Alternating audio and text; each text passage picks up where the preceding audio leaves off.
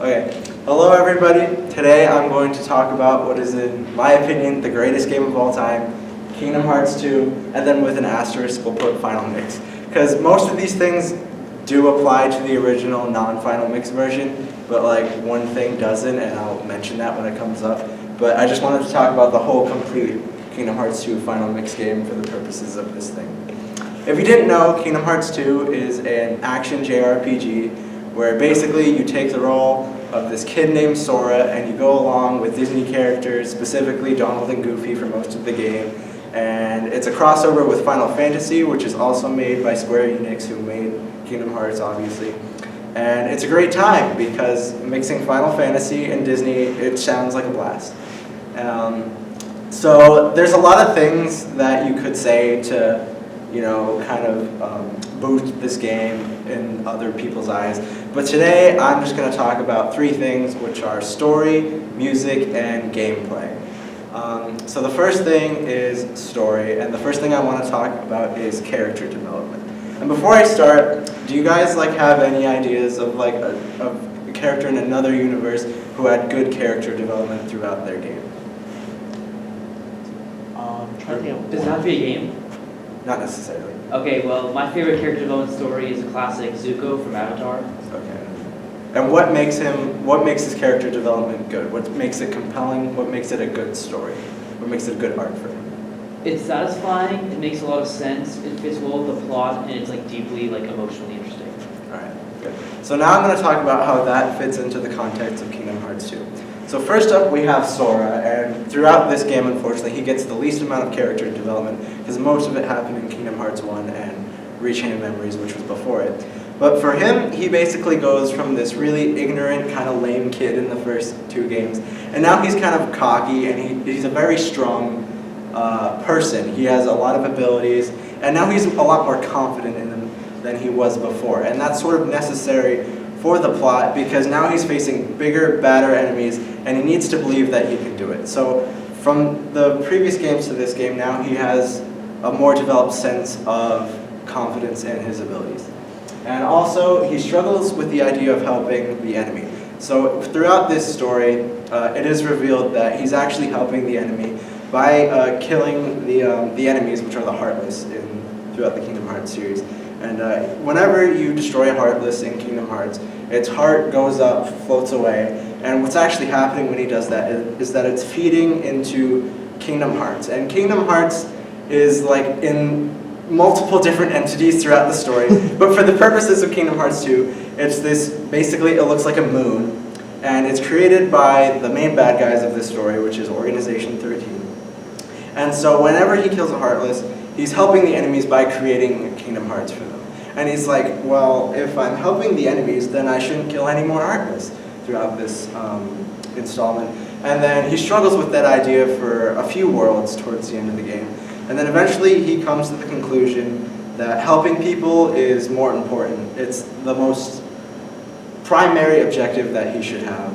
And that's what he discovers throughout this game. He discovers that he needs to help people no matter what, even if he's helping the enemy, because he's confident in his abilities and he'll destroy them later. So everything's fine.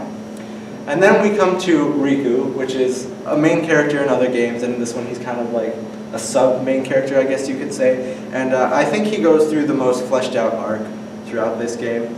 So his most significant struggle is that with darkness. The main themes throughout Kingdom Hearts, besides the heart and feelings, is light and dark. And traditionally you think of the good guys being associated with the light and the bad guys being associated with the dark. And what Riku finds out in this game is that the darkness is more powerful than the light, and he uses that to his advantage to help his friends. He uses it for a good purpose, but it's still seen as being bad by the other players. And he takes the form of this enemy from the last game, Ansem, who is associated with the dark, and people are like, well, why is this dark bad guy here? And he's really just trying to help people. And he discovers later, near the climax of the game, that he doesn't need to let go of the dark to be a good guy. He takes the middle path, the dawn, and he adopts both the light and the dark, and his character arc is basically figuring out that there can be a balance between light and dark. You don't have to be one side or the other to fulfill good purposes. And then our last character in this slide is Roxas, and basically he has an identity crisis.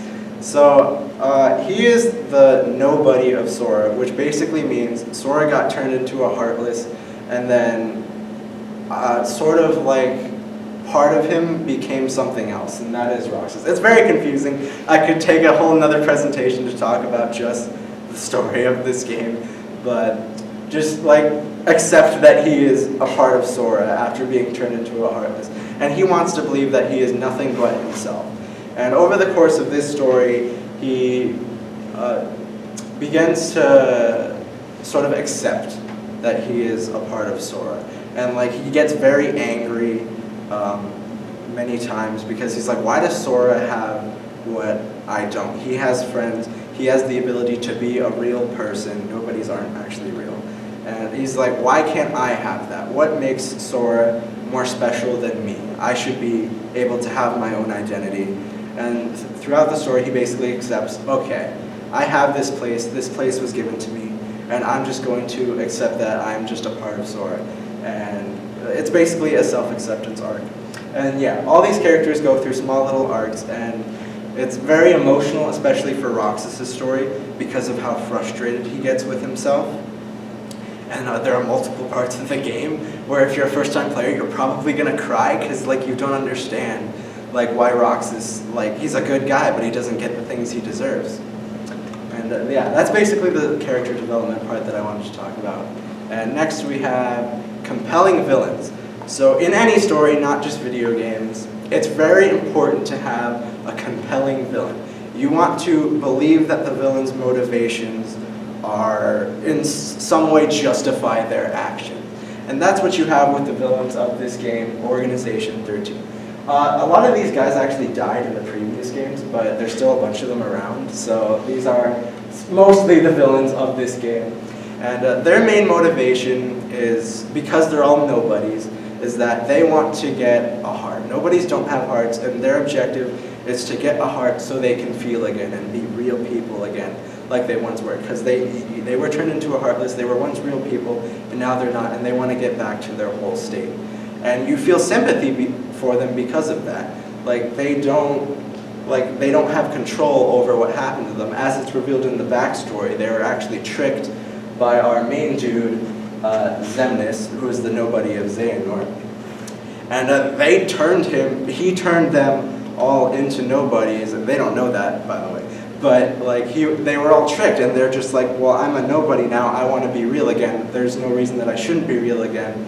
And they're on a quest to create this artificial Kingdom Hearts, so then they can use its power to give themselves hearts again. And every time they die, you see them like mourning for themselves because I could never. They're like, I could never get a heart. Like what's wrong? Why did this not work? And so yeah, you feel sympathy for these villains, and they're not all bad inside. A lot of them, like when you defeat them, they still have nice things to say. Because they're not bad people, they end up doing bad things because they have goals that involve doing those things. And then the second thing I want to talk about is Axel. This character is Axel. And he's sort of a mixed bag. Like he's a villain, and then towards the end he's not a villain. And his thing is that he wants his friend back. Roxas was Axel's friend before the events of this game. And then Roxas leaves the organization to go off on his own thing, and then Axel's just like, I want my friend back, why can I not have my friend back? And then once Roxas becomes a part of Sora again near the beginning of the game, then he's just like, well, I want my friend back, so then he goes after Sora because he wants to turn Sora back into a nobody because he wants his friend back. And then towards the end of the game, then he ends up helping Sora, because he realizes that because Sora and Roxas are a part of each other, Sora makes Axel feel the same way as if when he was with Roxas. And then he decides to help Sora, and he actually, there's a self-sacrifice arc there where he saves himself so Sora can progress throughout the game. And they're like, oh man, this guy just turned good, and now he's dead. But he comes back because no one dies in this series. Anyway, the next thing, the last story part I want to talk about is the overarching plot. This is a small installment in a very, very large series. There's like 8 games now. At this point, this was the 3rd one. But there's other things that you need to deal with in a game that's intended to be a huge franchise. So here is the overarching plot sort of explanation for the rest of the game and what it contributes to the rest of the series. So first of all, let's talk about this guy. This is Ansem the Wise, and what he does is he goes off and ends up screwing everything up. You see in flashbacks that he actually is responsible for most of the events of this game, because he's actually the one who created all of these artificial heart lists by accident through his research, and then everything ends up being his fault. And then he tries to redeem it, and then he makes it worse by basically abusing Riku and other characters to like try and fix it. And then when he treats these people like experiments, like Riku for example, then Riku becomes this full dark bad guy, and then he's like, well, what the hell? And so basically, he's responsible for a lot of this. And it ends up being relevant to most of the other games, especially one of the prequels, which is Birth by Sleep. Basically, like, everything is his fault. And by the end of the game, he does end up redeeming himself by destroying the Kingdom Hearts that the organization created. And he's not so much of a bad guy anymore, but he is responsible for the events of the series from the very first chronological game, Birth by Sleep, to the rest of it.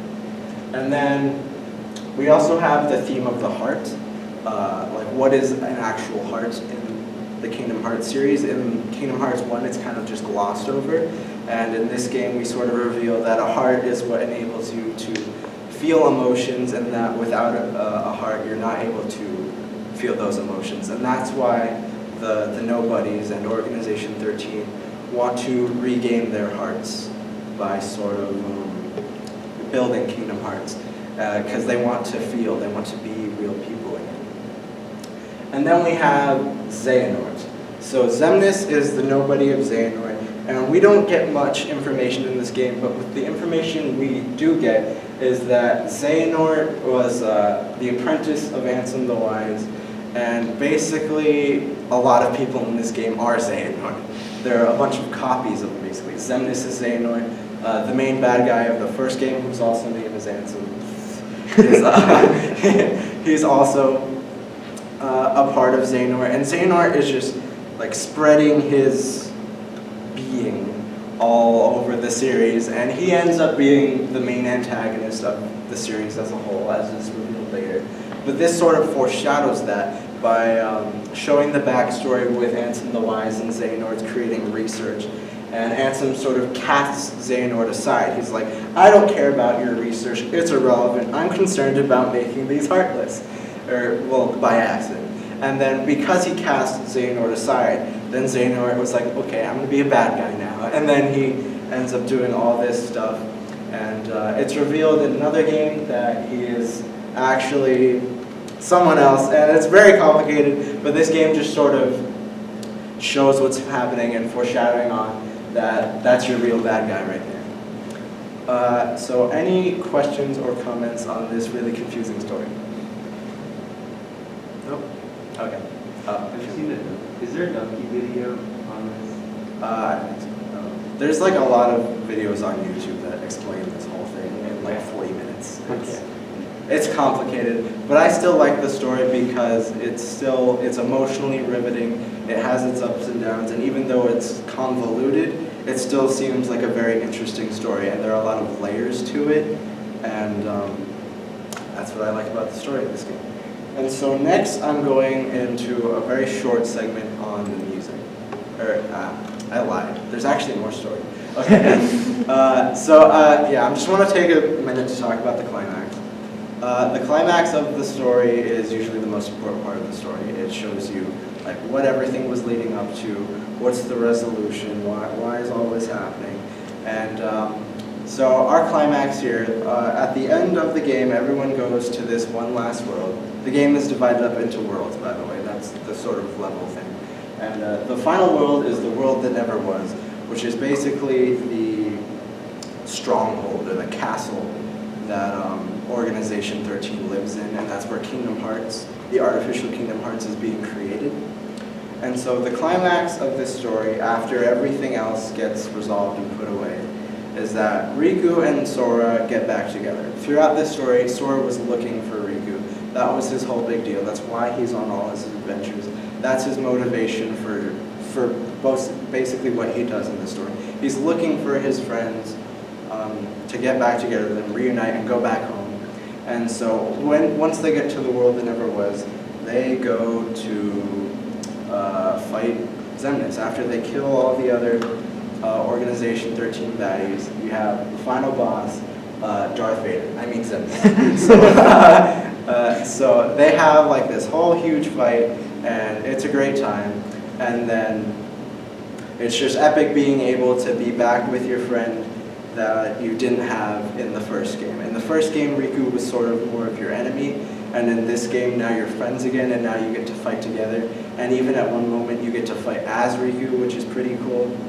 And you beat the bad guy. And I think that it suits the game to have a climax like that, where you finally get the payoff of you're with your friends again, and you get to do something together. Okay, now any questions about the story? Why are the Disney characters involved? That's a good question. So the Disney characters aren't so much involved with the story as they are with just the simple setting of it. Like, Donald and Goofy are involved in it in that they're Sora's friends, and they sort of teach him a lot of the lessons throughout the game. But for the rest of them, it's just sort of a setting to make it like the fun crossover that is. But like Sora does have reasons to go through all these worlds. He goes through all these worlds, of course, to find Riku, because Riku could be anywhere. So basically, like the Disney worlds and the characters just set an area for him to go looking, basically. They're not so much involved with the story of the main story of the game. Anything else? Okay, now we're going on to music, I think. Yeah, okay. So the music of this series is probably the soundtrack is probably my favorite of anything I've ever listened to ever. Like, I love this soundtrack so much, I could probably name every track in any game, and I could like hum the theme to it, because a lot of it is just so good.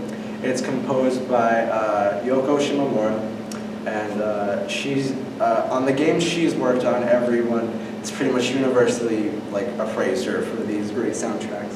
And in this one, I just want to talk about the boss themes, because with any RPG, usually the boss themes are the most famous ones, like Final Fantasy, Dark Souls. You know the boss themes are awesome. And I just wanted to play some quick little segments from my favorite themes. Okay. You should look at it. Right, the first one, because I need to go to, I made certain time slots. Okay. 55. Okay, this is the segment from my favorite boss theme in the series.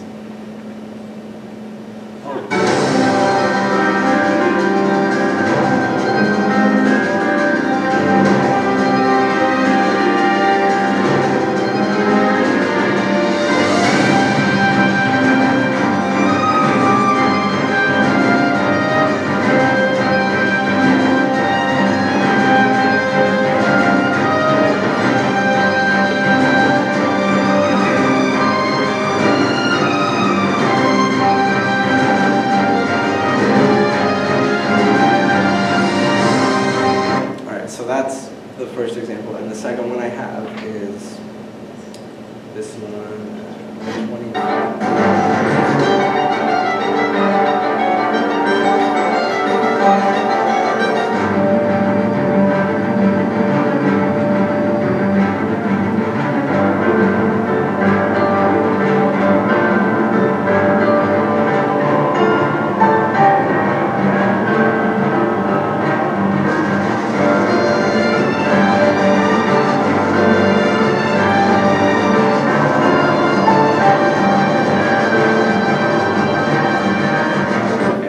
If you couldn't tell, Yoko Shimomura likes her strings. Her strings are very, very good.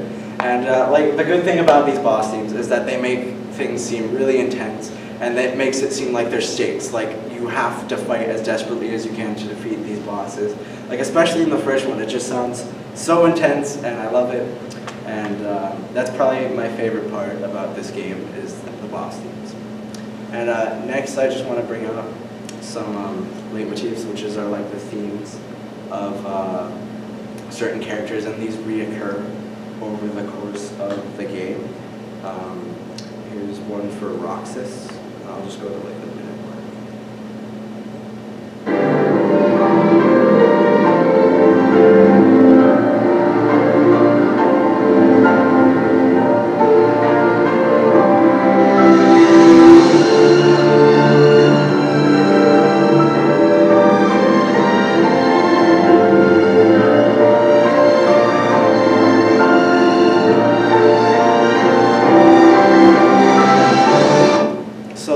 Basically, like whenever Roxas are on screens, or at least the vast majority of the time that Roxas is on screen and something dramatic is happening, you'll hear this theme. And especially in movies, composers usually use these as a sort of a way to signify a presence of a certain character. Like the Imperial March in Star Wars, you often hear that when Darth Vader is walking into the room, or you hear that theme just in reference to like the Sith in general, and you'll hear like the deep version of it whenever there's something bad going on. And yeah, and then here's just another one that represents the organization's theme. This is basically Kingdom Hearts Imperial March.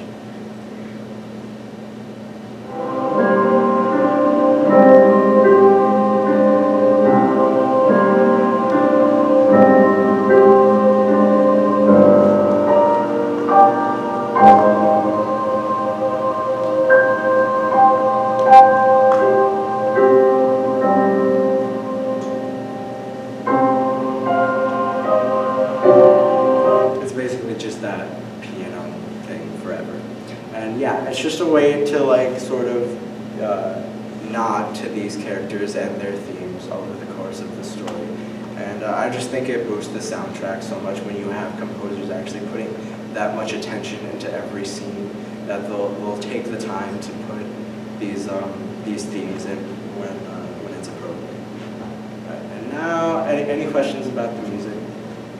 I'm just curious, what is the sort of like, in just like when you're fighting against like regular enemies, what does it sound like? Because a lot of these tracks seem like very like driving and intense. Is it like that sort of intensity throughout the entire game, or is it just at specific moments? So in the different worlds, in each world, there's a different battle theme, and they're a lot less intense than the boss themes, but like they still like make it seem like you're fighting an enemy. It's good battle music. And it just depends on the world that you're in, because you fight different enemies in every world. And some will actually be more intense than others because like some worlds have stronger enemies or something like that. But no, for the most part, they're not going to be that intense, but they are, good, they're good battle music. Anything else? Yeah. The main characters has their theme song. What do you mean? Just like some characters has their specific like music or. Yeah. I just put like Roxas here because he has like the most notable one in this game. But like Sora, the main character, has his own theme. Riku has his own theme. Pretty much all the main characters of the series have their own theme that plays throughout the series. And in Kingdom Hearts 3 actually probably has the best use of these themes, even though it's probably the weakest soundtrack overall. But like in the scenes where these themes apply, like they're used pretty good. Anything else? Yeah. Do they ever use music from like the Disney like movies or cartoons that they like? So they won't be exactly like it, but you'll hear like something reminiscent of those themes. Like in Atlantica, which is the Little Mermaid thing, you'll hear like just an instrumental version of Under the Sea. Or in the Pirates of the Caribbean world, you'll hear He's a Pirate, which is the main Pirates theme song. So yeah, they'll be reminiscent, but they won't be exact. They won't play the music like with the lyrics and all that. Yeah. Okay, so I've never played Kingdom Hearts game before, but like, does it like mess with the theming or like the story when you're like jumping from like Jack Sparrow to Toy Story to Star Wars or whatever? Like, how is that like as a player? Like is the Disney World super like? Do you think it like adds or just detracts from like if my goal is to make a good narrative and not care about this crossover meme stuff, do you think the Disney stuff enhances it or detracts or does nothing? I think somewhere between doing nothing and enhancing it. Like every world has its own relatively unique feeling, and the tone overall of the games is meant to be like sort of light. And that's why people sometimes make fun of Kingdom Hearts players, because it seems like a children's game. But when it's appropriate for worlds to be like darker than usual, like the final world, the world that never was, is a much darker world. It makes sense because like the intensity of the game builds up, like as the story reaches an end. The tone changes throughout the game, and mostly the Disney worlds are just going to be like happy and fine until you get later in the game, and then there'll usually be a bridge between a Disney world and like the final world. Like in Kingdom Hearts 1, you went from Neverland, and then you went to this world, Hollow Bastion, and then you went to the final world. And then in Kingdom Hearts 2, you go from like whatever the last one was, I think it's the Lion King world, and then you go to Twilight Town, and then you go to the world that never was. There's like a bridge to like make sure that tone isn't just like very jarring. If that makes sense. Alright. So they'll be like a sufficiently edgy like Disney universe that you go into just to like keep Either like a Disney world or a non-Disney world. Okay. Usually it's a non-Disney world that bridges to the last world. But it'll be like slightly more intense than the other Disney worlds, but not as intense as the final world. If that makes sense. Anything else? Okay. So now I'm going to move on to gameplay. This is the longest segment of this presentation, because this game is highly, highly praised for its gameplay as being the best in this very long, confusing series. So first I want to just take a moment to talk about the essentials of an RPG as it applies to this game. So in any RPG, you're gonna be able to like look at your stats of a character, be able to change them based on some decisions you make throughout the game. You're gonna have certain abilities or something you can equip, and you're gonna be able to customize some part of your character or something like that throughout the game. And I'm just going to talk about the menu real quick. So in the items menu, you can equip like armor and accessories and stuff like that. Well, that doesn't actually show up like on the design of Sora. It does like enhance the stats and stuff like that. And you find that stuff throughout the world, but it's just like doing like side quests or finding chests or something like that. Like in any RPG, it's like that. And then in the abilities section, as you level up throughout the game and gain more experience, you'll unlock more abilities, and that will either change like maybe other stats or something like your attacks or how your magic works or something like that. And then you have HP and MP, which is of course your meters for health and magic you can use or other moves. There's two like things that are special to Kingdom Hearts, which are summons, which is basically where you summon a Disney character and you're able to fight with them for a little while, and that uses up all of your MP. And there's also these things called limits, where if you have a Disney character in your party, then you can team up with them and do some sort of special attack. And I think they have that concept in Final Fantasy as well, with certain other characters, but and then, yeah, you of course have your party, which in this game is limited to 3, including yourself. You can have like either Donald or Goofy, or Donald and Aladdin, or whoever is in your party, or whoever's in that world at the time, and you can often switch them out unless it matters to the story of that world. Sometimes you won't be able to switch out the main Disney character of that world. And then you have status, which just shows all your stats and stuff like that. And journal, which is just recapping the story because of how confusing the story is. It's basically you get to look at every world and recap what's happened in the story so far. And then config is just game settings. And over here, I just wanted to show like the extent to the abilities menu. Like as you can see here, there's like 7 different things. You have one for Sora. You have 3 for Sora's different like forms, and then you have 3 for each of those party members. And like there are so many different abilities that you unlock throughout the extent of this game, and all of the different ones will just maybe completely change how you play the game, because like you can equip certain things to extend your combos, to have different combos. There's like physical abilities, like you can see high jump makes you jump higher, or you can unlock dodge roll. And then the green ones usually just change like some certain like quantity in the game, like combo plus will make it so that you can do one more combo or something like that. And then here we have attack combos. Here's a gif of this guy just getting absolutely wrecked by an air combo. And this is probably where the game shines the most, is that these combos are just flashy, they're satisfying, and they flow really well. Like one move into the other, there's like, just like that. It's very satisfying to mash the X button in this game and just beat the crap out of someone like this. And different abilities you equip, the blue ones in particular, will create different kinds of combos that you can use with different unique moves and different finishers. There's a couple of different finishers that come to mind. Like one is where you just like make an explosion around yourself at the end of the attack, and then there's one where you just like jam your keyblade, which is the main weapon, into some enemy. And it's just really cool to see like all the different combinations of combos that you can make in this game just by equipping certain abilities. And say you have all the abilities equipped, even then you'll still have like somewhat of a different combo each time. You're not going to be doing the same thing all the time. So it just becomes very satisfying to like just attack people like this because of how it looks and because it has like some degree of variation to it. Okay, now I want to talk about drive forms. So, actually I'm going to go back to this slide for a second. If you see here, we have your MP bar, which is in blue, and your HP bar, which is green. And then you have your drive bar, which is this orange thing here.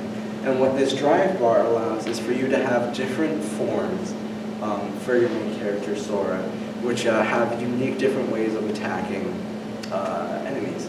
So you basically just get super OP and you wield 2 keyblades, and all but one of them. And one of them you just start sliding around and then your keyblade can shoot, which is pretty cool. And all the other ones, you just get 2 keyblades and you get to absolutely wreck all the heartless scrub in your way. And it costs a certain amount of drive to do that. And it usually costs a lot. So you can't do this all the time and be OP all the time. But like if you strategize and manage your drive gauge well, you'll be able to use these at the most opportune times because the different styles of each form are like useful in different scenarios. Like the form I didn't show here, the blue one where you can also shoot, it also makes your magic stronger. The red one, which is Valor form, it makes your attack stronger. The yellow one makes your air combos stronger in particular. So there's different things apply to different forms, and that's what makes each one of them useful. And as you level up each drive form, like by defeating enemies, and it's different for every form. Like in one of the forms you can defeat only Heartless, and one of them you can defeat only Nobodies or something like that. And as you get the experience for these forms and level them up, they'll actually give you other new abilities in your own form. Like you'll be able to, if you level up one form, you'll get Dodge Roll, another one will give you High Jump, and another one will give you a Glide, which is where you can basically just fly. So there is incentive to use these besides just destroying people with them, and there's incentive to use each one. Like it's not helpful necessarily to just cast all of them away and only use this one form because it seems like it's better than all the other ones because you have something to gain from using each and every form. And then the next we have reaction commands, which is new to this game. Like so far in the Kingdom Hearts series, they didn't have these up until this point. You have this triangle button, which basically it just pops up at random times during usually boss battles or with certain enemies when they do something in particular, where if you just press triangle, you'll do some special attack, and it's often very cinematic. Like in this one, it's not even enemy, you just get to jump up and cut buildings that are being thrown at you, and they're just really cool to just break up the normal combat. If you're tired of mashing X all the time, then you get to press triangle every now and then when it gives you the chance. You get to do this super cool move, gives you a little bit of a break from combat. And if it's an enemy, it usually does some extra damage. And while it makes the game easier in some ways, when it's required that you do this, it will often be a timed sort of thing. Like if you don't press it fast enough, then it won't work, or there might be multiple different reaction commands. Like I remember in one boss fight, you have a sequence of reaction commands where it goes 1, 2, 3, and if you press the third one, it'll do super massive damage, If you press the first one, it won't do anything. And if you don't press any of them, like if you like waited past the third one, then you get absolutely destroyed. So like it does take skill to use these sometimes. It's not just making the game easier in general. And yeah, and it enables use of other moves. Like as you could see in the combat menu before, you just have the, even right there, you just have these 4 things. And then this triangle reaction command also allows you to use different things, such as limits, which I talked about, and activating dry forms without having to navigate the menu to do it. So it gives you a sort of shortcut if you want to do something in particular. You can equip the ability. It's like auto something, and it will allow you to, like, when you can do this thing, have triangle pop up, so I can now do it. And it just avoids the annoying, like, going through the menu while you're in combat. Because, like, while you're doing that, like, while you're navigating the menu, you can't attack, because attack is only in that one slot. But with triangle, it makes it so you can do that thing, then attack very quickly. Now I want to talk about the MP system.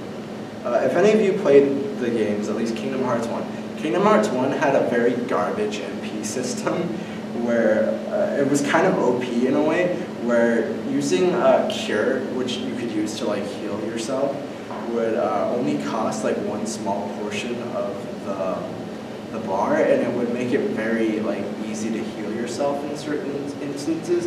And then once you run out of it, it's very hard to get it back.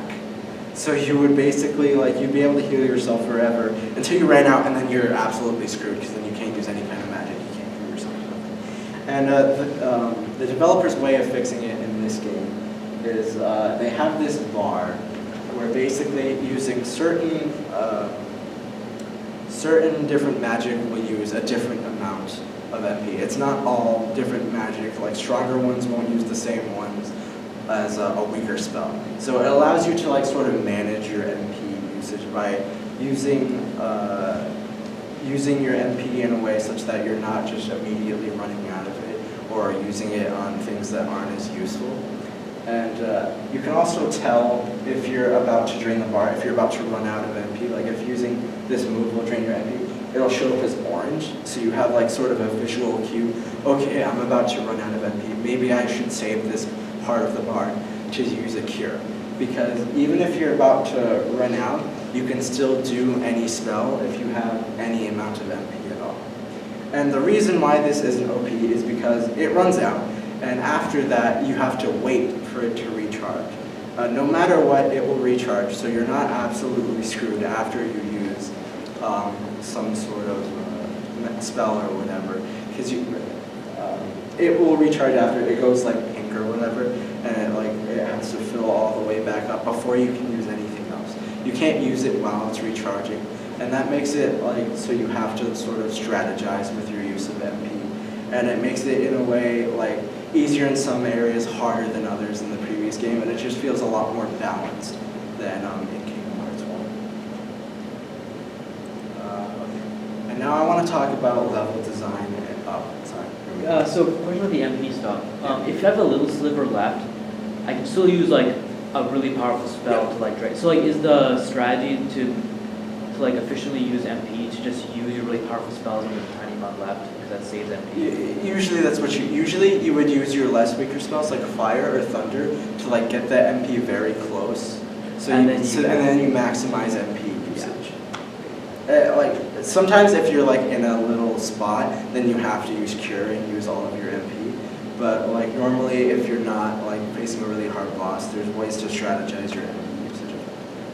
Did you ever find that there were cases where, in a sense, that rewards kind of like campy gameplay, where you can just kind of run around, like, use your spells and then just kind of dodge around and wait for your MP and then just rinse and repeat? That works for the easier bosses in this game, but for the most part, like, especially against the really harder secret bosses and the final boss, that's not going to work because the bosses will chase after you and make it so you can't really do that. Okay. But for the most part, it's like, it is kind of a campy strategy for the easier bosses that won't, like, run after you and destroy your face if you try to dodge. But for the most part, no, it's not going to make it like a campy sort of game, because you have to be on your feet at all times for most of these bosses. Okay, any other questions? Cool. All right, now I want to talk about the level design and progression of the game. First, I'll talk about progression, actually. So this is sort of like a little snapshot of the world map. You see Hollow Bastion here, you see Disney Castle there, and Pirates of the Caribbean, and Atlantica there. And so it's like linear in progression in terms of, there's a certain order in which the story gets completed, but you don't necessarily have to play the worlds in a certain order. Like while there's like, it's divided up into groups of easier worlds of like certain level ranges that you have to be, but like once you complete like a few worlds in that, you'll unlock the next group of worlds, and you don't actually have to complete every single world in this game. Atlantica is usually sort of told to be like the worst world in this game, and it is, because really it's just a singing mini game, and if you're not like 5, it's not very fun. But so like they give you the option to skip these worlds if you don't want to do them, because these worlds, like I talked about earlier, they don't affect the overarching story too much. So that's why you're able to skip some of these worlds, and you're not going to get that much distraction from the story overall. So it does give you a bit of choices in a freedom of choosing like which worlds you want to do in what order. In addition, if it does matter, like to cutscenes or something, some cutscenes will change based on the order in which you do the worlds. So they take that into account when designing the game and the story and whatnot. And now I'll just talk about the level design. So in the first game, the levels were actually pretty confusing to traverse a lot of the time. Like I know the Tarzan world, I can never figure out where to go in that world. It was hard. It was like a labyrinth, and nobody really had fun playing that world. And so they sort of simplified the worlds in this game a little bit, and that has like trade-offs to it. And while it's easier to navigate, they don't take away that much from how much you can explore the worlds. The worlds aren't necessarily smaller, they're just more open and more simple to kind of navigate. And in each world, they still have like chests located throughout that you can go and get some loot from, some items, some armor, whatever you want. And then each world, something that this world does better than Kingdom Hearts 1 is that each world has sort of like something unique you can do in it, and that comes a lot of the time through mini games. Like in the Aladdin world, like there's a magic carpet mini game. In 100 Acre Wood, which is the Winnie the Pooh world, there's a lot of mini games like that you sort of have to do to like help your friends in the Pooh world. And all these mini games are very unique in like how they operate, and they make like each world a new and fresh and fun experience. And it's not just like, oh, I'm just going through these same Disney worlds with the same design, oh, this is boring. They actually like put the time to make it a sort of a unique, interesting experience for each game, along with the unique atmosphere that each world provides, because all the Disney movies are different. There's also a unique way that they integrate certain worlds into the game. So like the Tron world, for example. Tron, if you haven't seen it, is like sort of a computery thing going on. Like the whole thing takes place inside of a computer. So in one of the worlds, Hollow Bastion right there, you actually go to a computer in that world to get into the Tron world. And it's sort of like a world within a world. And I just think it's like sort of a clever way to sort of integrate the worlds. And additionally, through 100 Acre Wood, obviously the Pooh stories are based on books. And so to get into that world, you have to go inside of a book. And you have to collect pages throughout each of the worlds to put the book back together, and then you can access certain parts of the world. And last one, Steamboat Willie, which is like the oldest Disney movie, I think. They have a world in the Disney castle. So basically you go through a portal and it sends you back in time, and then it's the Steamboat Willie world. And I think that was another creative way of integrating the worlds into it without creating its own separate, different world. If it didn't make much sense, if you could do it in a better way, then they would do it in a better way. Any questions about that? Or level design in general? Okay. Now I want to talk about gummy ships. So in the first world, gummy ships were like awful. No one wanted to do them. It was just a bore. You would just have to go through it to get to the next world. So gummy ships are these, like, the way you travel through each world is you have this little ship thing that all the characters get inside, and they have to go and fight like enemy heartless ships or nobody ships throughout these like courses, I guess you would call it, to get to the next world and unlock the doors between the worlds. In the first game, it was very linear and very boring and very just like move around one square in the screen. And in this, they changed it up a bit. While it's still linear and you have to go through this certain course. Now, like, you attack enemies from the side, you attack enemies from all around. And they even have boss gummy ships now in this game. You see this is like a pirate ship where you have to attack different parts of it. And they also have implemented a scoring system. It's like a sort of arcade style, like Asteroids, but a lot better. Where you actually have like a score based on how many different enemies you kill, or certain things that you do in the gummy ship course without getting hit. Like your score goes down if you get hit. So you're rewarded numerically based on how well you do in the gummy ship thing, and you get extra like parts for your gummy ship. There's actually a gummy ship creator, and you can see someone made like an X-wing, and I just put that there to show the gummy ship creator, and like you can do a lot with that, and it makes it more fun to go out and like complete these levels so you can get more parts and stuff and be able to customize your ships to build cool ones, and it makes the levels a lot more replayable. And that's something the old Kingdom Hearts 1 had issues with. Like, no one ever wanted to replay these. But now that you have like the score system, you have cooler bosses, or bosses in general, and like cooler courses and like different varying ways of completing them, now it's much more fun to do them and they're replayable and you get rewarded for it. Any questions about gummy ships? Yeah.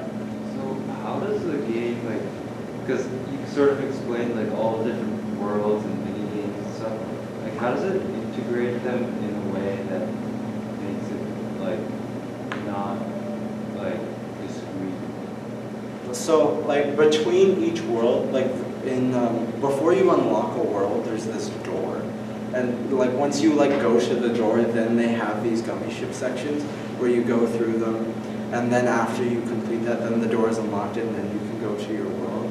And like within the world, the mini games rely heavily on the environment, so it's not that jarring to go from a mini game to actual world play because they're integrated into the environment.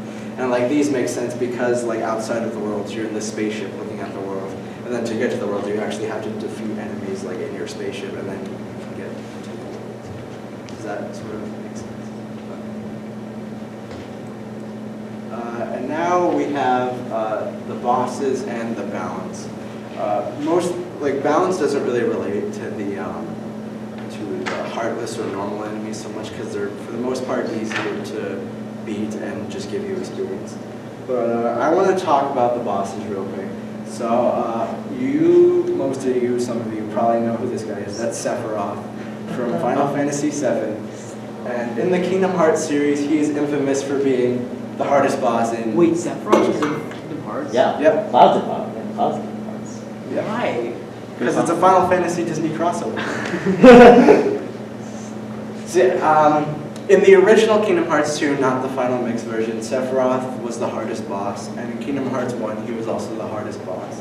And basically, like a lot of the reason that people come back to this game is because of these bosses. These bosses, like, while most of the game maybe you complete by mashing X and triangle, these bosses actually take, for the most part, skill to defeat.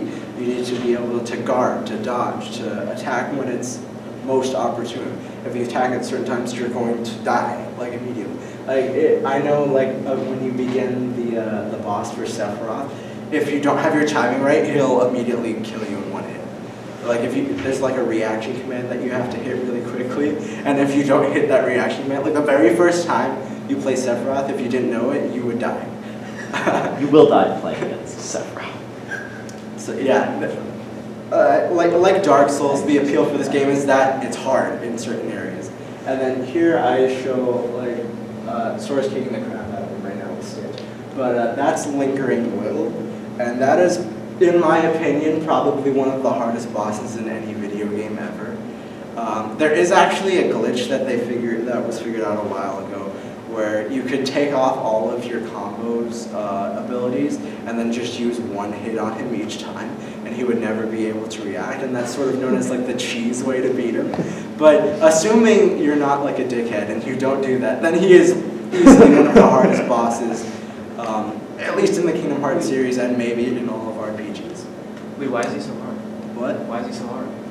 How do I explain this? Okay, so basically, in Kingdom Hearts, you have these things called, like, I think you know what invincibility frames are. So that a lot of the time, he has invincibility frames. Yeah. While he's attacking, you cannot attack him. You cannot interrupt him. He is going to attack until he decides, okay, I'm ready to stop now.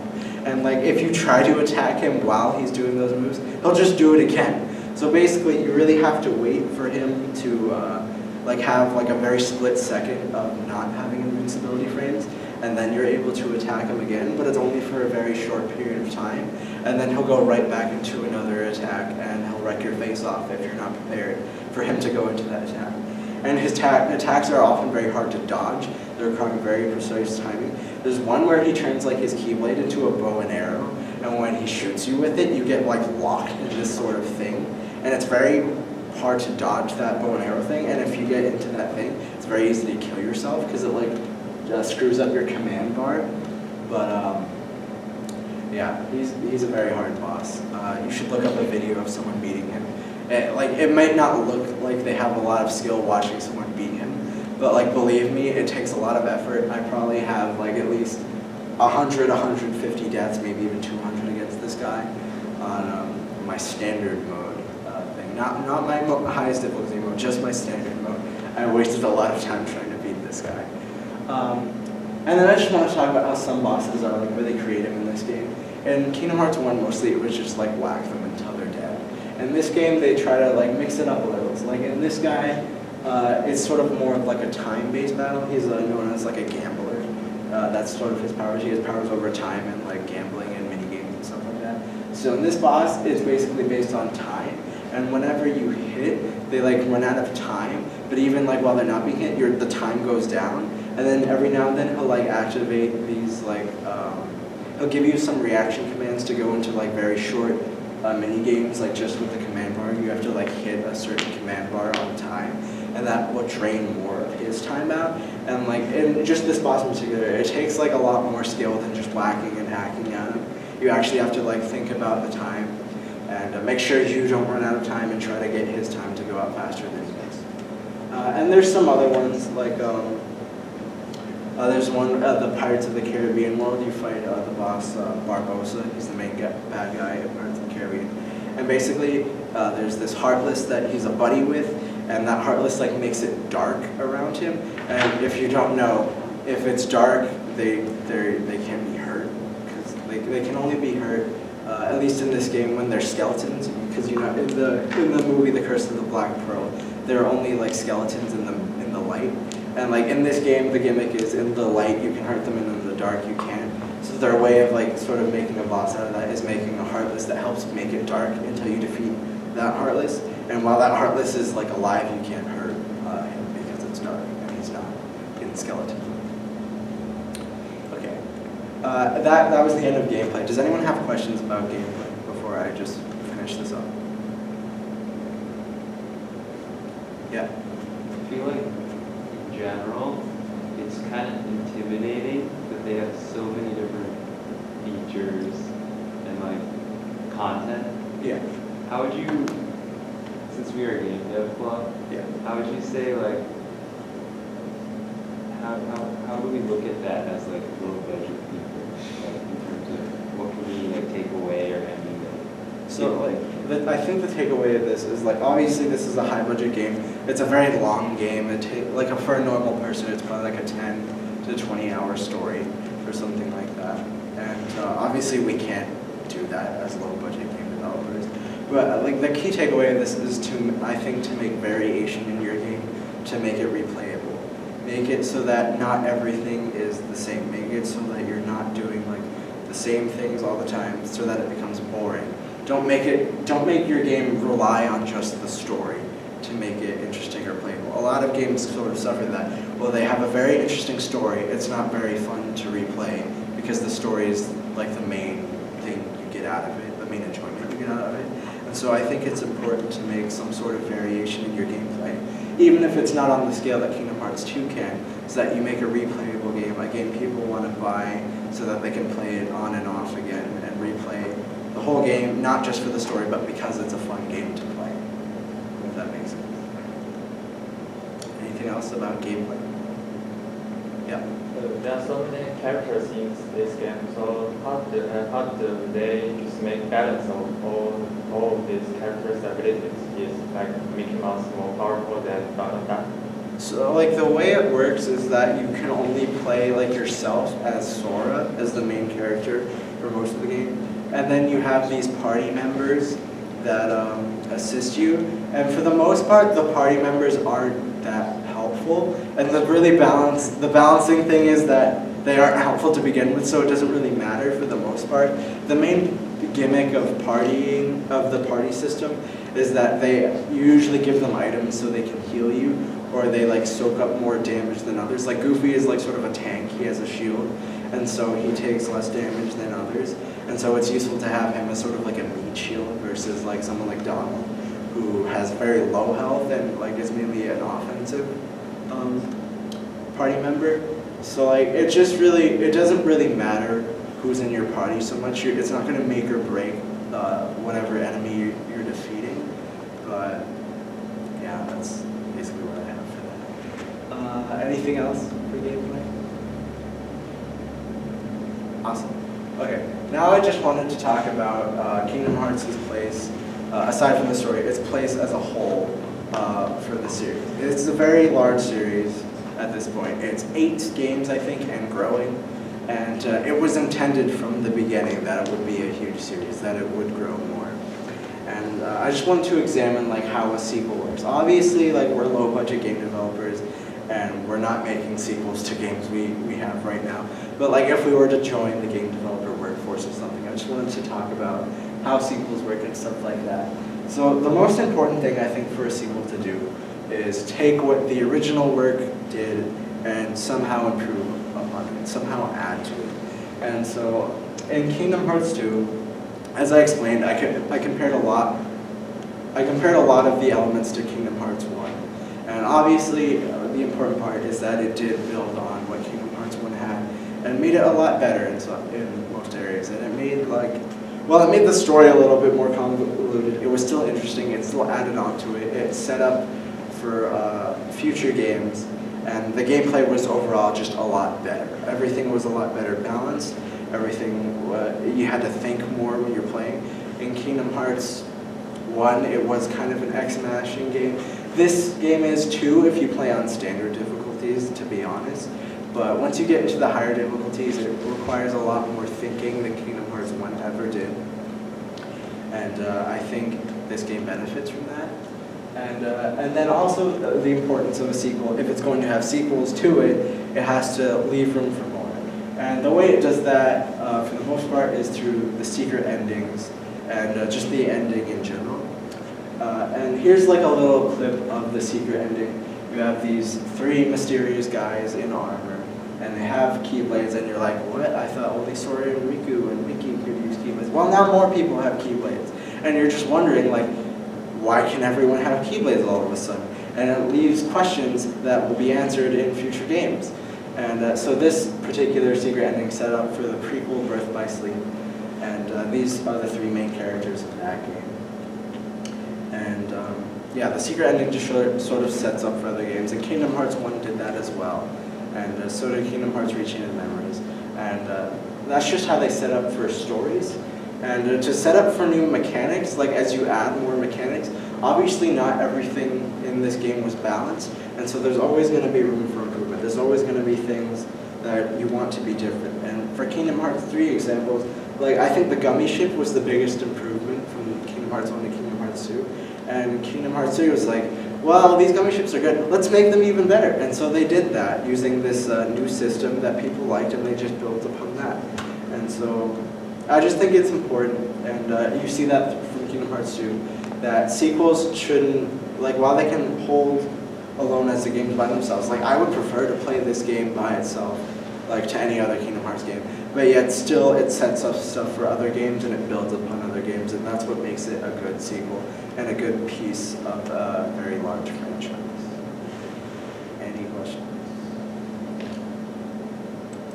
Discussion. We've reached the end. Thank you.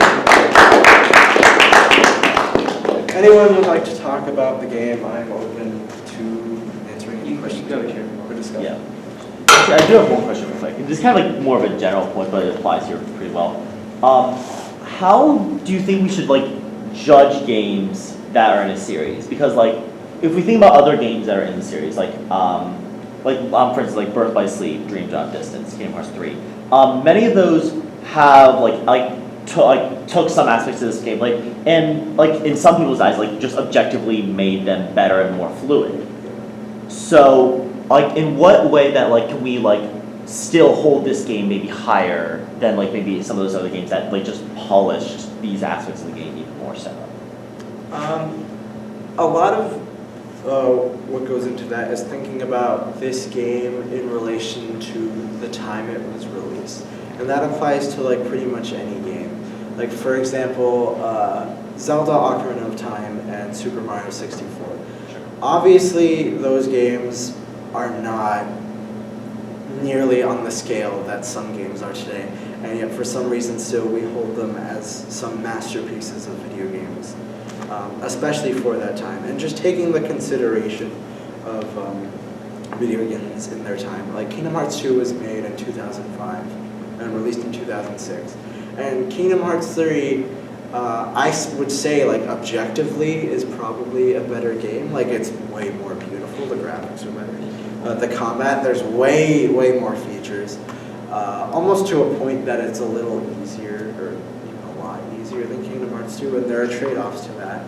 But the reason I think Kingdom Hearts 2 is the best game in the series is because it did the most with what it had. It did the most based on the Kingdom Hearts 1 it was already given and based on the limitations of technology in that time. Obviously, we would like huge worlds on the scale of Olympus and Kingdom Hearts 3, but they couldn't do that back then, so they didn't. But I think it still holds as a great game because it did the best with what it could do at its time. Another example, Star Wars Battlefront 2 from 2005. I think, maybe it's an unpopular opinion, but I think the new Battlefront 2 EA version is better, but Battlefront 2 2005 was another very good game for its time. And it's just important to think about time when comparing games to other games, especially other games in a series. So just to respond, I think the greatest example of this question is Super Mario Galaxy. If you played the first two games, you know exactly what I mean. And basically, except for one, this is arguable, except for one metric, I would argue that Super Mario Galaxy 2 is just technically and design-wise better than Super Mario Galaxy 1. Almost every single metric. But the question is, which is the better game? And if you want to use an objective measure, it's obviously 2. But in the context, right, Super Mario Galaxy 2 just took Mario Galaxy 1 and added a couple things, right? But in terms of the leap from nothing to 1 versus 1 to 2, the leap from nothing to 1 is huge. So in terms of impact, influence, relative to the time, Galaxy 1 is the greatest, and Super Mario Galaxy 2 is only better because it built off of that. So, see, it's hard because the agenda you have when you want to say whether a sequel is better than the original, you have two options. You either compare it to an objective, to another game outside the series, and then usually the sequels will be better. But if you compare it within the genre, then you have to look at what changed, right? Again, with the Battlefront's a great example because in every single way, the EA Battlefront 2 is just better, technically, but in context, the 2005 edition is brilliant. Yeah. So, just curious, what do you, do you think, both perspectives are valid, but wouldn't you say a more objective one where you don't compare it within the series is, a better way to evaluate games? Because you are just evaluating what the game has rather than comparing it to what it's not? Well, another part to consider, of course, with anything relating to time is nostalgia. And nostalgia, I'm gonna admit, is part of why I'm here today presenting on Kingdom Hearts 2, because I have a lot of nostalgia for this game. And pretty much everyone that has played Kingdom Hearts 3 was waiting since early 2000s for Kingdom Hearts 3 to come out. And their love for Kingdom Hearts 2 as being the best game in the series thus far due to nostalgia, because objectively, when people play these games, when I played these games, Kingdom Hearts 1 was already out, Chain of Memories was already out, and 2 was already out. And so 2 was just the best one to me because objectively it's the best one at that time. And now that I'm here and I've played all of the games in the series, why do I still love Kingdom Hearts 2 the most, even though Kingdom Hearts 3 is probably objectively better? A lot of the reason for that is nostalgia. And maybe part of the reason why so many, I know it's a very popular opinion that Kingdom Hearts 2 is the best in the series, and that might just be because everyone has nostalgia for it. And while there are some aspects of Kingdom Hearts 3 that aren't actually as good as Kingdom Hearts 2, I would say the combat of Kingdom Hearts 2 is actually better, in terms of the basic combo things. In Kingdom Hearts 3, there's sort of this problem of floatiness, where it feels like especially with air combos, it feels like you're staying in the air too long. It feels like it's not as fluid going from one attack to the next. And so there's also issues with games and series evolving. They're not always going to be perfect as they try to make changes. So I think if you combine nostalgia and maybe objective stuff, sometimes you can have games that are coming out as being better, and sometimes they won't be. You just have to consider all of the factors in it. Nostalgia, is it objectively a better game? Are some aspects more better than others? And what are the weights of those aspects? I think gameplay is a lot more important than maybe the music, some people would argue. Kingdom Hearts 3 also has a weaker soundtrack. But you just have to consider all these aspects in determining what is a better game, and what does one individual think is a better game. It's true. I see a lot of people qualify when they want to make this distinction as by saying this is a good game, but it's a bad X game. For example, this is a great game. This is a great game on its own, but it's a bad Fire Emblem game. Or this is a great game, but it's a bad Call of Duty game. Right? When they want to make that objectively, it's good, but compared to other members of the franchise, it doesn't really hold it. Kingdom Hearts Chain of Memories, I think, is a good example of that. Kingdom Hearts Chain of Memories is the worst Kingdom Hearts game. As a Kingdom Hearts game, it doesn't have the spirit of Kingdom Hearts in terms of its gameplay. That makes me mad. At least at all. And yet, it is my second favorite game in the series. Why is that? Okay. Because it's objectively, it's a very fun game. Okay. The card mechanic is very fun. It's just not really Kingdom Hearts. The only thing that makes it Kingdom Hearts is the story surrounding that game. That game on its own just is not a Kingdom Hearts game. But yet, I think on its own, it holds to be a very good game. Really? And do you respect it? As a Spyro fan, when Skylanders came out, I died inside, and I still die whenever I think of that word. Stop it. What is your take on that game then? It's do you think it's good that they just took the genre and Mario Karted it up, or? I think as Kingdom Hearts went on, it experienced with a lot of different mechanics. In Kingdom Hearts Breath of Light, they started doing the command deck, and that was more in the spirit than Chain of Memories was. And I just think Kingdom Hearts just had a problem specifically with changing platforms. In Kingdom Hearts Chain of Memories, the original game was on a Game Boy, and you cannot do the things on a Game Boy that you could on a PS2. You just can't. And my take on that, it was a Kingdom Hearts game in terms of the story, and it fit well within the story. It has one of the better stories in the game, I think. But and I respect it because of what they were given. They were trying to make a Game Boy Kingdom Hearts game, and that's how they thought of doing it. And it was creative. Was it Kingdom Hearts? Yeah, technically. Did it fit the spirit? You could argue. But I respect it as a game because of the limitations that they had. So, yes. But if today you were trying to make a game like that, and maybe even on the same platform, I would be what are you doing?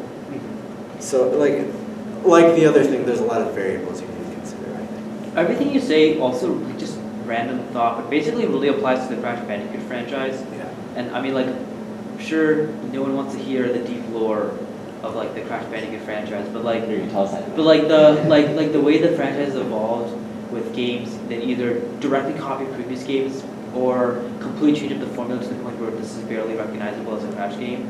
It's just a deeply troubled franchise with its identity. So like, I think the Crash franchise is a great example of doing that, but too much and doing it in a bad way. Like we're like trying to do, we're trying to mix it up, or especially adjusting for new platforms is a really good point actually. How you can lose your identity as a franchise, especially if you're not based on a story, right? I think the Mega Man games do it well because they have a very consistent identity beyond gameplay. Yeah. But like if you're like Crash Bandicoot and you basically have no story and you rely on aesthetics and gameplay, removing the gameplay means you're only a Crash game in name only. So I don't know. And that's how I feel about Kingdom Hearts Chain of Memories. It's just lucky because I also like the gameplay, and that's the only reason why I like it so much in context of the series. But like I feel like if you were to just say like not unobjectively, like is it a Kingdom Hearts game? Like on like the whole scale of Kingdom Hearts games, it's probably nearly the worst. Like what if they made a Kingdom Hearts game that was a racing game but it was still canon and stuff? Yeah, no, that's just not. That's Like you continue the story. That's like saying like Smash is a Mario game. Yeah, but like, but what if the Kingdom Hearts game, Kingdom Heart card was like canon and continued the story? How would you feel about that? How would I feel? Like if it was fun, like maybe, like I would have negative initial emotions definitely, and like with any game that's like starts losing an identity, you might grow to love it over time for what it is, but you'll never love it in context of the series. I mean, what do you think the Banjo-Kazooie fans feel about Nuts and Bolts? They Oh, hate God. that game. That game is like the ultimate. I think it's a great example of like it did that badly, right? Because nobody likes that game, right? But if it had been an excellent, high-quality game, maybe it could have survived. But I don't know. Do you guys find that like sequels are requiring you to have played the previous game? Because like I feel like that could be pretty important why they might be objectively good, but like they're basically only accessible to either the audience that played the game and therefore will be judged. Like basically the experience that they deliver is very much based on the delta from the previous game. Or they're just, if you have someone new that's coming in and they don't do the work that the original game did that made it like a good experience for someone who didn't play any of these games before. So like could you play like Kingdom Hearts 3 straight up? Does it serve those players as well? So, the thing about Kingdom Hearts 3 is that it is a story-driven RPG, and it has a very infamously complicated story. And while you don't have to play every single game, you don't even have to play one game, you definitely, to have a good experience, you should watch like a video explaining the story of the games. But I think as far as the gameplay actually goes and like just going through it, as long as you know it's a Disney crossover sort of thing with JRPGs and you know the story vaguely, you're fine. But like you have to have some background to have a good experience, I think. How do you guys feel about that? I mean, like, I think it's not good. Okay, it's hard, right? Like, for example, here's a great example. The Marvel Cinematic Universe, right? Look, there are people who came of age halfway through the MCU who, like, when the Incredible Hulk came out, they were in elementary school and they went off to university, right? So, like, imagine being, like, 12 and, like, Infinity War is the biggest thing, but when the first MCU movie came out, you were an infant. You're, like, totally behind. You have to go watch these ancient movies on Blu-ray or DVD or whatever format they used back in the early 2000s. But To understand what's going on. I right? think that's different from video games because video games, like the video games are called games for a reason. You're meant to play them to get the most out of them. And while with movies, you should actually watch the whole thing because really the story and the entertainment of watching is the only value you get out of it. With a video game, if you just watch like a recap and just play the game to have fun, I think it's fun. Yeah, but like, for example, say they made a sequel. Okay, this is the only example I can think of. Say they made a sequel to Super Mario RPG, right? And they released it in like say the mid 2000s, like mid 2010, right? If I want to go play the original Super Mario RPG, I actually think it's literally impossible unless I have an NES because they closed down the Wii shop. Oh, right, they did. They closed down the Wii shop, so I can't play it. Oh, wow. Unless I have an Why old, don't we just double the like unless I go back in time and like, so like there are a lot of old games you literally cannot play because they're just no longer manufactured and like unless you like Emulate. unless you emulate or like break some laws, Like, it's not going to happen. That's something that does not happen with movies. So, for example, maybe let's say 50 years from now, they're still making Kingdom Hearts games. How in the world am I going to play Kingdom Hearts 1? If the PlayStation 7 is coming out, like, how am I supposed to go to the But PS2? like the thing is, what I'm saying is that you can just have a story recap, and the gameplay of other games doesn't matter to your experience to another game. Okay, I mean, like, I just think that at some point, at some point, there's a reason why I think formulas like Final Fantasy, Dragon Quest, and Fire Emblem, which are RPGs that just have a new story each time, are generally like, because the only thing that keeps those games together is the gameplay. So having this iterative story over several, over nearly 2 decades of games, like that's going to start losing its ability to keep people invested in the story if the story goes on for too long. I don't know, like that's just that's why I like the Final Fantasy, Dragon Quest, Fire Emblem model, because it allows, it means like if you're a fan of the games, you're a fan of the gameplay. That means the game is selling you on the gameplay, not just like a story, kind of like story hostage, you know. I too love Fire Emblem. Oh, don't talk to me about Fire Emblem. Okay, that's a different example. But do you kind of see what I mean? Like, Yeah. Or alternatively, they produce a remastered version and they make more money. I mean that is what they actually. So Kingdom Hearts has Yeah. actually done that multiple times. They made there was originally Chain of Memories, then there was Re-Chain of Memories, which I just refer to as Chain of Memories because that's the only one I will ever play after playing both of them. Re-Chain of Memories was basically the PS2 remaster of the original Game Boy version, and then they made a PS3 remaster of Kingdom Hearts 1 and 2. And then they made a PS4 remaster of Kingdom Hearts 1 and 2, and also Dream Drop Distance.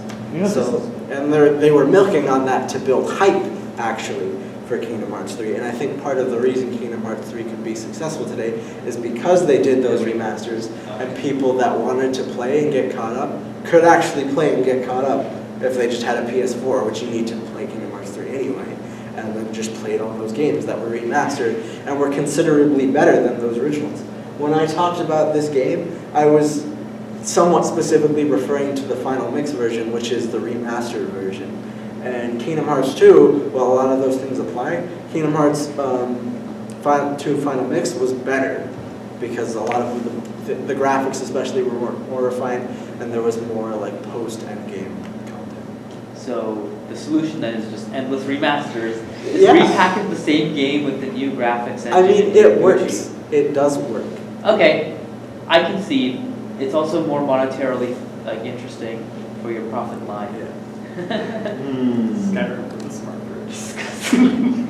No, that's true. No, so that's the solution. The solution is if I want to make a Super Mario RPG sequel, I build hype by releasing the original game for the Switch. Yeah. I mean, this is, And then Gino becomes relevant to Isn't the Gino- Smash. No, that's never I happened. mean, Halo's done that like with their Master Chief Oh, collection. you're right. Oh my They're doing that again, I think, and like they've released it for the new generation of consoles with the upcoming Halo Yeah, game. and that's what Activision is doing with Crash, right? Yeah. They're trying to resuscitate the franchise. Mhm. Yeah. Just with him with Spyro. Oh, this is nasty. Because like right now we're in the era where all the 90s games getting remade, like Medieval. They'll probably remake Banjo-Kazooie. They better. What's another game? Aren't they remaking Ratchet and Clank, or am I mistaken? Yeah, they are, right? Or they already have. I think so. Yeah, I think so they like, already did that. so like we're currently like in. So that means like one day they'll be remaking early 2000s games. So they're just recycling the same old game, just like every 20 years. Just like, What do you think Pokemon's been doing for the last like 10 years, 15 years? that is horrible. And I think that's only relevant to franchises, though.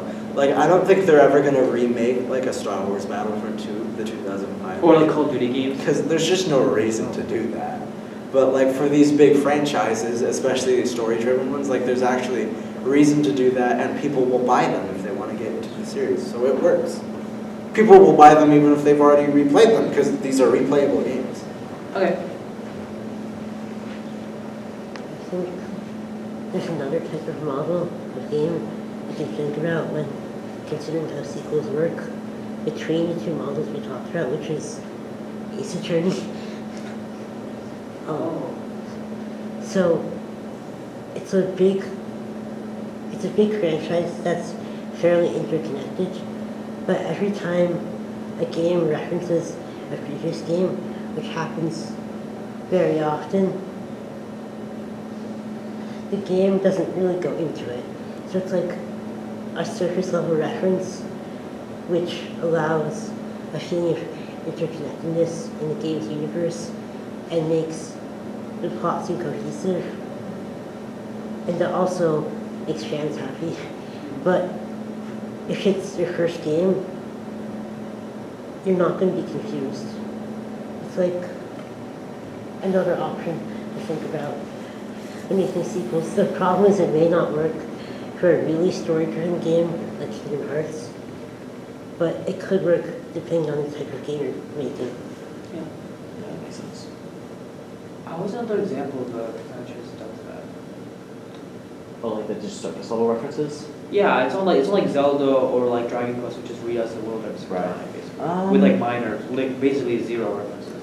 Yeah. I think, like, being honest, I think if you, like, consider, like, Star Wars the prequels, like, I feel like you could not watch episode 1 and 2 and just watch episode 3 and, like, get it.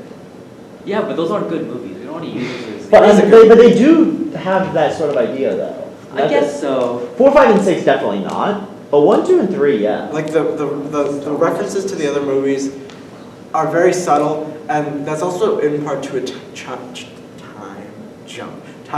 So if you had, like, a series where there was a time jump between every one of them, maybe the story of the previous one wouldn't make much of a difference.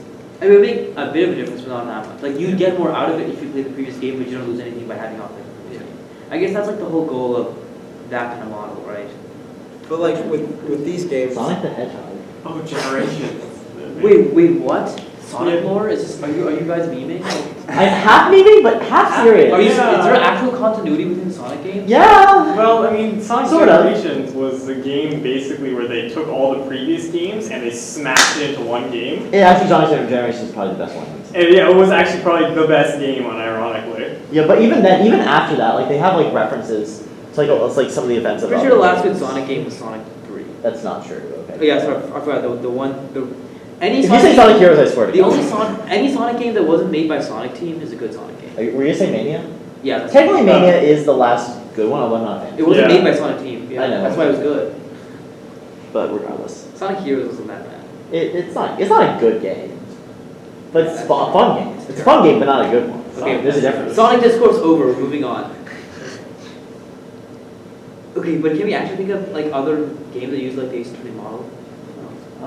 Just like mainly referencing like. Yeah. So there is continuity, but it's all like, it's like you can play the sequel without like running into Kendall's problem, which is like you're just completely out of it. You have to watch a Pokemon. 40-minute YouTube video. to I get think it. I feel like Pokemon is the best example. Yeah. Actually, yeah. Like, I think Red and Blue to Gold and Silver is probably like the best example of that. Okay. Yeah. Because there are explicit references to Red and Blue. Yeah, like in Heart Gold and Soul Silver, you can fight Red, and that's kind of cool if Yeah. you know who Red is. But if you don't, it's just a random mysterious character that's really strong that you fight at the end of the game. But if you But don't honestly, even know, that's cool too, just fighting this guy you don't yeah, this guy just doesn't say anything on the top of a snowy mountain. I think that's cool. Yeah. But like, Dude, when I fought Cynthia in Black and White, I was like, Ooh. oh yeah, and all the Actually, after game credits yeah. that have She's in throwbacks Black to and the White. like old champions and stuff. Whoa. I mean, that's cool if you play the old games, but it also if I you haven't, played it's just Black like and cool White. new trainers to battle, so it's fine. Yeah. she's in the beach town. She's just chilling there on vacation. Well, now I have to go and replay Yeah. that so I can... It's my favorite fight in that game. It is a fun fight. I feel like Pokemon does that very well. No, you're right. Yeah. Yeah. Okay, that's fair. And I think Pokemon does it really well. No, you're actually no. Yeah. That's definitely that's good. Because Pokemon, like, each game has its own unique Right. story. Yeah, but there is like continuity that the Pokemon Yeah. come back. So like it's like double layers. Yeah. I think actually, Black and White's Black and White 2 actually I think did a really Yeah. good job of that as well. I think the ones that were more the direct sequels in the Pokemon series did that idea super well because the plot still directly related to things that happened in the previous game, but didn't require you to have. That's really funny. So I got White, and then my sister got White too, and we never played each other's copy. Yeah. So we like basically played completely different games, but we still Yeah. were able to have a good time. Like White 2, Black and White 2 have the characters from Black and Yeah. White with like Gestus and N, they come back. And like what are their names? I don't remember. Like Karen or whatever. Oh, like I don't remember this. I don't yeah. Anyway, remember. regardless, like the characters come back and you're like. You can either know through context of, oh, this character's back. He's like, oh, this character's on my side. Oh, this character's literally trying to kill me. That's cool. No, that's a good point. So I guess you saw sequels. Excellent. Excellent. We did it. I feel like racing games using partly the same, like half the tracks are like Oh, yeah, from no, previous no. iterations, but they're like with refined. Wait, so the Mario Kart, dang, Mario Yeah, Kart Mario Kart is is also also done like- it too. You're All the right. retro tracks from Yeah, because half the games are just recycled. Half the tracks are recycled. Yeah. But updated with new graphics. I mean, whatever. Dang. Sometimes multiple times over multiple games. Yeah. Dang, you're right. Yeah, like Mario Kart 8 had 8 Deluxe has 3 Rainbow Roads. Like, That's fair. That's fair. I only played up to 7, but I think they already had 3. yeah, dude, 3 out of 48 of the tracks are Rainbow Roads. That's horrifying. Aren't there 2 Bowser's castles too? You're right. Yeah. Yeah. Right, because I think, yeah. Yeah, because of the Game Boy one. I love Me Too, yeah. Oh, you're right. Oh my God, this is so degenerate. Why? Whatever. Okay, cool. We saw sequels. We saw sequels. Anything else you want to talk about? Or? So, my question is that, so as like going back to kind of like Kingdom Hearts 2 in general, like, what would you say is the thing that Kingdom Hearts 2 has over any other RPG or even game? Having an action RPG system isn't like unique to Kingdom Hearts 2. Like many of these individual things, I'm not entirely sure are unique to Kingdom Hearts 2. What would you say this game has that many of these other games, like maybe like Dark Souls, other JRPGs, turn-based, whatever, like that this game has that they don't? Other than the Disney Sure. part, I think what it has over other games is that in pretty much every relevant aspect, it does it relatively well. Like, I feel like most games you can identify, like even in the Kingdom Hearts series, this does gameplay but it doesn't do story very well. Or this does story but it doesn't do gameplay very well. 358 over 2 days is an example of that. Has amazing, incredible story. Gameplay's absolute trash. I never want to play that game ever again. That was the intro to the series for me. Oh, that's awful. I'm sorry. But like the thing is that like it does what everything that it needs to, like, especially for its time, rather well, and most games don't. Like I think the gameplay of this game is incredible, and like while Dark Souls or some other game may have also incredible gameplay, it might not make up for that with a story or it might not have a story to like match Kingdom Hearts 2 either. I think like it just like Kingdom Hearts 2 is just like a master of the important elements of an RPG as opposed to another RPG. Also better music than any other game in the series, or in my opinion, any other RPG. But arguable. I just think the whole package is what makes it different from other RPGs. Gotcha. Sam, do you actually agree with this? So you've played Kingdom Hearts? Yeah, I played like 1, Chain of Memories 2, Dream Drop. So is this the greatest Kingdom Like Hearts? it's definitely from what I've played, it's the best in the series. But there's also a significant portion I haven't played. Do you actually want my full take on the game? Give it to Discussion, give sure. the full Like my take on the game is that I think. Well, first of all, I would debate on the story point. I actually just objectively I don't think it's a good story. I think it's a fun story, but I don't think it's a good story. I think there's a distinction to be made between like fun and good. I think it's totally fair though. But I think like gameplay, like I don't think there's any question that like just Kingdom Hearts 2 has just such solid, fluid gameplay, and like obviously music you mentioned as well. So I think those two things I would definitely wholeheartedly agree with. So I think I had a really fun time with the game, but I would hesitate to call it like the best RPG I've ever played. Okay. Is it That's like? me though. Have you played a lot of Final Fantasy games? I actually have not played a single Final Fantasy game. Okay. Yeah. I've seen gameplay of 7 and I've played 10. Oh. Final Fantasy 10. Cool. Yeah. But Anything else, guys? Yeah. I guess a quick question for everyone here is, so I haven't played any of these Kingdom Hearts games, but in my head, it's the only like good crossover game for like two different things, like Disney plus Square Enix IP.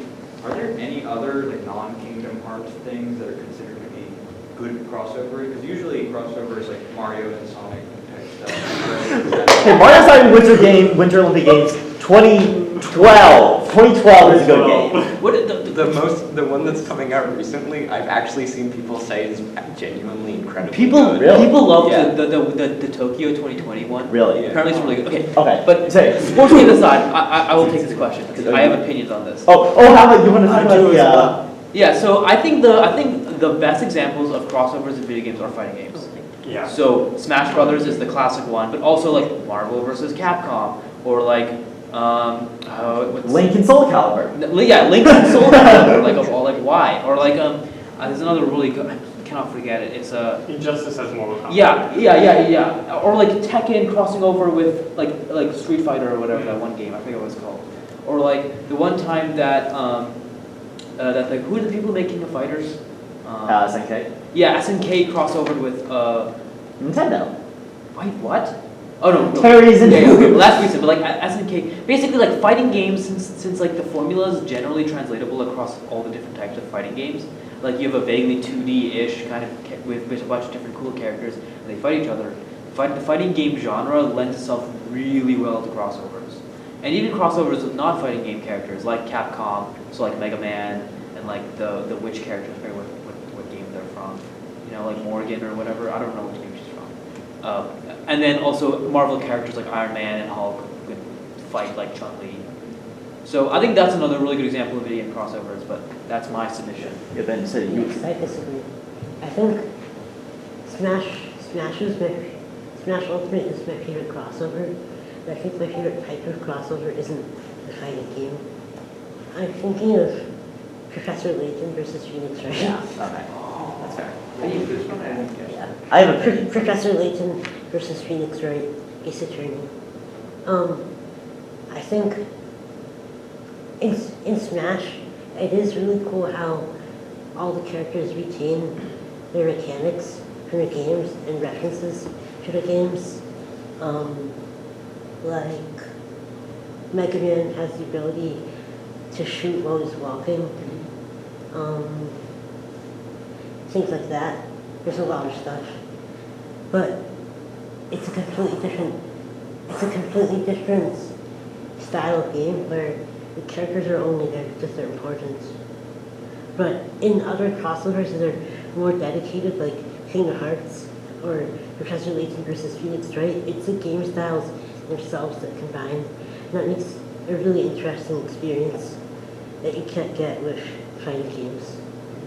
Yeah, like what I wanted to say is that Final Fantasy and Disney, like a successful crossover, like on paper, like just looking at these series, seems so unlikely. Like you're taking like Donald Duck and freaking Ariel and other Disney princesses and putting them in the same game as characters like Sephiroth and Cloud, who like just beat the crap out of each other, and it's like a super dark story and environment in Final Fantasy VII. And if you've ever seen the movie, it's like something child. I don't know. Advent Children. Oh, Advent. Yeah, something like that. Like it seems so unlikely that these two things would work, but because Square Enix is able to like kind of mold these Disney characters into the Square Enix sort of game mechanics, like that's what makes it work. Like that they're not combining like. They're combining two like so unlike things, and that's why it's cool and it works because they're able to make one of those things like mold into the formula of the other thing. Cool. So I think that's a good answer. Like the point about making like aesthetics or gameplay is actually a really good point, because with fighting games, as I said before, like it's just they're generally transferable, but like Professor Layton and Phoenix Wright, while they're vaguely similar character archetypes, like it's like the game. You're right. Like the combination of the gameplay is very unique. Is there another example of a game that does it well? I don't know. Pokemon Conquest. Oh my god. Actually, honestly, that's unironically though. Pokemon Conquest is like a combination between Fire Emblem and... Well, except that's not the actual, it's just Fire Emblem-esque, but it was Pokemon and Nobunaga's Ambition. Oh, which is like... It was a Koei Tecmo game, very similar to like Final Fantasy Tactics or Fire Emblem, I guess. One of those like tactical RPGs. But it worked really well, actually. I really enjoyed how it combined essentially like all the type advantages, disadvantages of the Pokemon games, the whole like 6v6 team structure, and just like the gameplay tactical RPG elements of all those sorts of games. Like I found that really, really fun. But isn't that just taking the IP of one game with the gameplay of another game? Like, Not how different is that from Mario Rabbids? Because the thing is, that still took elements of Pokemon gameplay and the ideas there, though. Like type advantages, Oh, yeah. that doesn't exist in those other games. I mean, like vaguely to a degree with like bows and Pegasus and Pegasus Knights, for instance. But like not to the same degree where you have all these complex interactions. So Okay. so I mean, like with Mario Rabbids, they just took the Mario games and then added Rabbids and then made it XCOM, Right. which is horrifying. But I like, heard that game was like. it was actually really good. But like, I don't know. Like, I think when you do crossovers, you have to respect both IPs involved. You have to respect both gameplay styles involved. So I think the easiest thing to cross over is probably fighting games. But if you can do things like Layton and Phoenix Wright or like Kingdom Hearts, it's definitely doable. I don't know. This could deserve its own presentation. Like honestly, crossovers, yeah. crossovers in general would be an excellent presentation topic. Just think about, because there's a lot there actually. That's true. You know, the Jimmy Neutron And crossover. Fairly Odd with Fairly Parents. Odd Parents. That was actually so fun. That was That was so legendary. good. That was legendary. That was legendary. Dude, that was an era. All right. Okay, we're I done. think, I think yeah. I think we're we're done. gonna I think we're gonna cut out there. Stop. When fucking Wait, Jimmy. wait. Say the words. Okay. Alright. Thank you everyone back home on your computers or phones. Like, comment, and subscribe, and ring the bell. And thank you for watching. Excellent.